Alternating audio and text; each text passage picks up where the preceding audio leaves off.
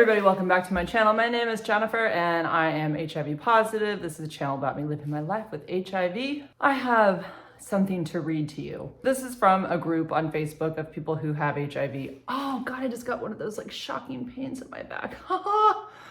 You know those just pains that come out of absolutely nowhere? It's gone. Okay, so this comes from a woman who's been positive since 1996. She's had this a long ass time, right? You would think that the people in her life or surrounding her would get it by now, that she's no threat to them. Anybody should know that anyways. But after all of this time, she has a son who's HIV negative that she had while she had HIV. Like, if you didn't give it to your kid, wouldn't you think, surrounding family, that she's not a threat to you in any way or that she should be treated any differently? Okay, let me read this. Let me compose myself. So it says, does anyone else have an in-law problem because of their HIV status? My relationship with in-laws was fine until my diagnosis, at which time they became concerned I would infect my husband. So clearly, she didn't get it from her husband. She had it prior to being with her husband, but didn't know she had it. They even went out and got tested. Her in-laws went out and got tested. Worried I had infected them because I had stayed in their house. We tried to educate them, yet they would ask time and again if my husband and son were positive, having lived in the same household. Just my presence makes them uneasy. I thought my sister-in-law would be more understanding, but she criticizes and belittles me, talks behind my back. And now my sister-in-law has excluded me from the only niece's high school graduation. She individually texted my husband and son a graduation invitation, but I was left out. I didn't think anything about it at first and tried to contact her to see what was going on, but she was too busy to take my calls and it was too much to text. She told my husband they had only 4 graduation tickets, so too bad I was out. Upon arrival into town, my husband discovers there are actually 10 tickets per graduate. 10. And my son happens to see the school letter that was sent early in April with the tickets, revealing they knew all along they had enough tickets, but evidently didn't want me to come. I texted my niece how proud I was of her. I mean, talk about knife to the heart. And she still is so kind, doesn't say a thing to anybody, reaches out to the niece and wished her the best with college, but no response, crickets. I had thought once the family saw that my husband and son were fine, healthy, and happy, they would accept me again with open arms. I have tried to educate them, love them, and have waited so many years for them to come around. Now it seems their beliefs have been passed on to my niece. This latest rejection really hurts, and I'm heartbroken to have missed this family rite of passage. I feel like enough is enough, and now that my son is grown, I'm ready to cut the dysfunctional ties and let them go, right? Anyone else deal with something like this? Some of the reactions were, did they just find out? We haven't told anyone. This is so typical. People can't tell anybody that they have, like, why? This isn't gonna hurt anybody. Hello? With today's medication, even without today's medication, you can't spread it to anybody just being in their house. Like, hello. This was her response to that. She said, we told them when I was first diagnosed in 1996, they have known for 25 years. I've waited that long for acceptance. We told close friends and family, and it was my first ID doctor who said, watch out who you tell. My gosh, he was right. I shut it down after the initial reveal didn't go so well. Someone says, are they thick in the head? They've known this that long and have seen firsthand that their son and grandson doesn't have it and still don't get it. Wow. Tell them you are going to be advocating soon for serodiscordant couples, and you will soon be a social media sensation, and your face will be all over the media as a prime example of how a person living with HIV cannot transmit. Wow, just wow.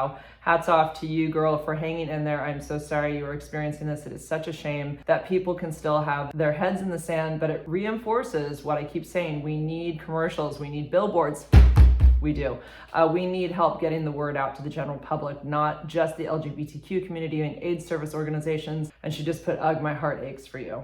Mine as well. And then here's a response from somebody else in the group who's positive.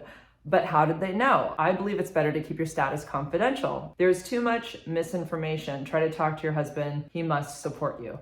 And she responds, you are so right, and family members spread so much misinformation, and my mother-in-law told her extended family at a family reunion, so when I showed up at the reunion, everyone knew. But they are across the country, so that extended family has no effect on me, except we don't get invited to any weddings of their. Ridiculous. Someone says, if they're making you feel bad about yourself and are choosing to ignore the information to continue to make you feel bad, cut them out. You won't heal when you have people around you who continuously make you feel broken. And she says, thank you. That's just how they make me feel, broken and damaged. I've been nothing but nice, hardly ever argued with them except when they made fun of my Texas accent and said Texans were dumb.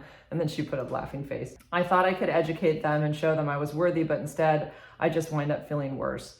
I'm ready to heal from it for sure, thank you. Someone responds, that's bullshit. Are these people hillbillies or something? That just sounds twisted and sick on their part. And then someone says, I'm so sorry you are facing this. I find that the younger generation is smarter than its predecessors, so perhaps your niece is torn and doesn't know how to deal. As far as everyone else, 25 years is a long time to wait for acceptance. You've done your time and then some trying to make it work. I agree. Screw them, move on. I don't know what the deal is as far as her husband. I could say if those were my in-laws and they were talking to me that way, I'd be putting that pressure on my husband to deal with that, because this is really truly unfair and somebody needs to stand up for her. So I just wanted to share this to let people know that this is still alive and well today, this ridiculous stigma that doesn't need to be here for any reason at all. It makes no sense, but it's all because people do not understand HIV. They just don't get it. They don't understand that it isn't transmitted by using people's utensils or eating in someone's kitchen or using their bathroom or sleeping in their bed or coughing by them or hugging them or anything like that. It is truly sexually transmitted. It's from sharing needles for drugs. It's from mother to child through breastfeeding. And of course, if the mother isn't on treatment, it can happen during the birthing process. What else am I leaving out here? Oh, and blood transfusions, which is not a thing today. So yeah, there's no other way. I get people that contact me that think that they can get it from getting in a fight with somebody and like it's gonna go through their skin on their knuckles. There's somebody, if you watch this, you know I'm talking about you. Yeah, that's not a thing. People, of course, think that you can get it through kissing. The oral sex thing, still, come on, people. It says even on the CDC, like extremely low chances. Like this is not how HIV is transmitted. And yeah, that means that you can swallow semen. It doesn't go into your stomach and then goes into your body and then you have HIV. No. The way that they say it's possible is through some kind of bleeding wound in your mouth, bleeding gums, but it's never been transmitted from female to female. So girls or boys, have fun doing that, because that's not gonna happen that way. So that's it. I just wanted to share this information so people are aware that this GD stigma still happens today. It does. And it's really sickening and it's really sad. If you want to leave a comment for my friend, I'll share it with her. All right, that's all I have for now. Be sure to check all my links in my description. Listen to my podcast, Don't Stop Me Now. I have 20 uploads now. Make sure you're following so you don't miss the next one. And that's all. We'll see you next time. Thanks for listening. Bye guys. Have a good one.